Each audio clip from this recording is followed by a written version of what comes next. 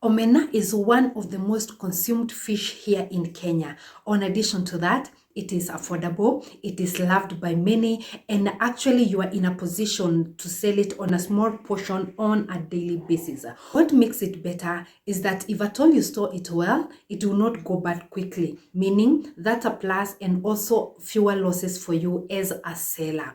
On my today's video, I'm going to take you on a step-by-step on how to open a Omena business. On this video, actually it is inspired by one of my subscribers. His name is Bernard Odhiambo, and shout out to you. I posted a video on how to open a general shop. I'm going to pin that video right here, one of these two places.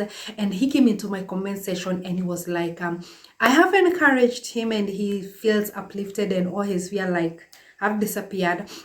And he requested if at all I could do a video on how to hawk or even how to start a Omena business. And I went out of my way, and on my today's video, I came with all my Kenya, all these notes.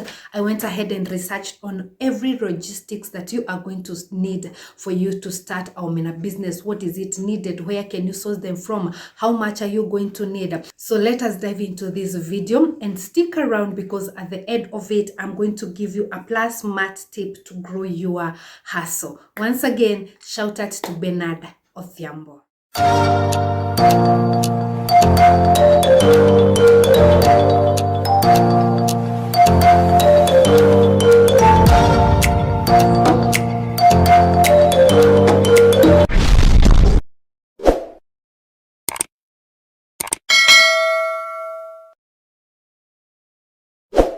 Welcome to Beyond High Life. My name is Elizabeth, and this is a channel whereby we level up when it comes to our business. We hustle like nobody's business. We start business. I go out of my way and research on business ideas that you can start online, physically, and whatever works. And especially since I'm based in Kenya, whatever is working right now here in Kenya. So let us jump into today's video. As always, if you see me looking down, I always go ahead, come up with this note, because I don't want to miss any relevant point when it comes to these videos. And so you may be out there and asking yourself, Elizabeth, why should I start an Omena business? One thing I can tell you is that it has got a high demand, common meal for many households on a daily basis. There is no day is going to go by, even if I bought yesterday, my neighbor is going to come and buy that Omena. And since it is affordable, you can find Omena. Nowadays it has gone high, but as little with 50 bob, 100 bob, you can be assured that you're going to get a customer. Then affordable capital to start. With as less as 5,000, you have everything that you're going to need. Things like the packaging, things like where to start, because you actually don't need a big house, and you don't need a big shop for you to start an Omena business. Then we have something that we call daily cash flow. People buy often in small quantities. And then the long shelf life itself. Like myself, when I go to buy the Omena, most of the time I buy the deep-fried one, so that when I come here, it's just a matter of adding kitungu, nyanya, and everything. So I'll just go out there and maybe like buy for 500 shillings, because even if I come with it here in the house and I store it in a dry place, I am guaranteed that that thing is going to even to last me for like a month or even 2 months, as long as you have stored it well, whether it is deep-fried or just dried, sun-dried, it's going to go for a very long time. So with this, it also gives you an advantage of going when it's during the high season. You can just go ahead and purchase a lot when it is high. Like right now we're in July and it is very cold, and one thing I understand is that when it is cold, fish usually is not readily available. Like when you go to the ocean, I believe it just goes under to look for the warmth.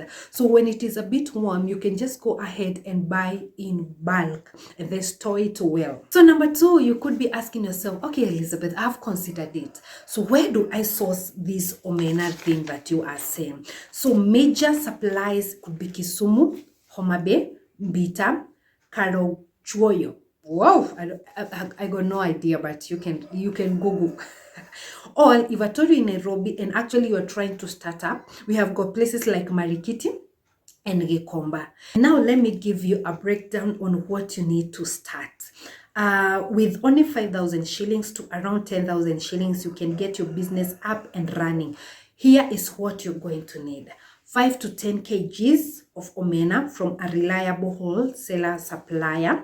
That is what you're going to need for a startup as you introduce yourself in the neighborhood or as you advertise yourself all over. Then you need a weighing scale. You also need packaging bags, of course, airtight containers for storage. You know, since they are dried, you don't want them to consume moist. You don't want them to, once they consume moist, they're not going to be stored. We all know fish is perishable, but once it is deflied, or if at all is sun-dried very well, it can go for a very long time. So you need an airtight container for storage, a table or tray to display your stock. Yeah, and then and if at all you are selling from outside your house, or if at all is not under a shop, then you need an umbrella for shade. This is what we call simple tools, big results. Then a quick one, let me give you how maybe you can package. Divide the omena into small packs, quarter kilo, half kilo, or even one serving for Kenya shillings 20 to 50. Don't limit. Don't be like, you know, everybody's like, kila kitu imepanda, and you exaggerate the prices. You are trying to sell yourself and bring people to knowledge that I exist.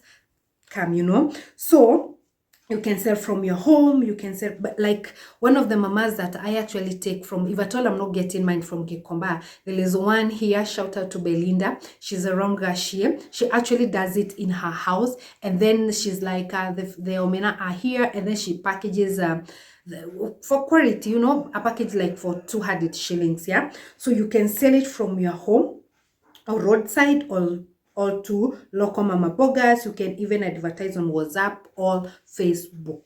And one thing you have to understand, you have to do something that is going to be so attractive to your customers. You know, when it's a clean presentation, customers will always come back to your shop. And when I'm at this point of selling where you are selling, some people, most of the time we underrate the power of our social media. You know, WhatsApp groups, Facebook, Marketplace, TikTok. Let me tell you, you never know the power of, of social media unless you try it. I always say in all my videos about businesses to start, always sell yourself, especially TikTok, social medias. You know, I am seated in my house, I'm going through TikTok, I'm going to see something that somebody is selling in Nakuru, in Naivasha, in Gikomba, and everywhere. Where else, if at all you're just selling to the people that are passing by, then it means your coverage is not wide enough. Take advantage of the social medias. You may be surprised how far your small starting omena business is going to take you. Then, like I said, my video is not going to be long because there is nothing major to talk about when it comes to omena business. We call it short and sweet.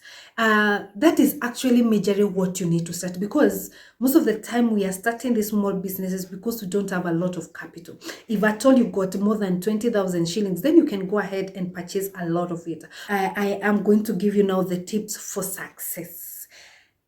Tip number 1 is maintain hygiene and smell control. You know, fish is not something that is so sweet to smell, even when it is cooked. Once I'm done eating it, I have to ensure that I wash my hands with lemon or something, you know. So you have to ensure that there is smell control, and mostly it comes when you store them properly. If at all there is no moisture, they have not contacted water, those things are going to take you for a very long time, and they're not going to give you the bad odor, you know, something like that. Number 2 is that learn basic customer service. Always give a beautiful facial expressions.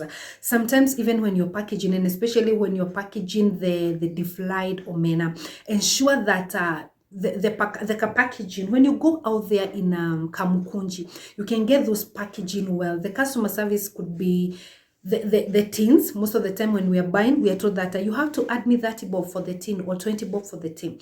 When you're starting up, let it be included in these 5 to 10,000 shillings, and then you just go ahead and package for free. Also, facial expressions. How are you treating your customers? Ensure that you are giving them the best treatment ever for them to come back. Package for convenience. You can pre-package them.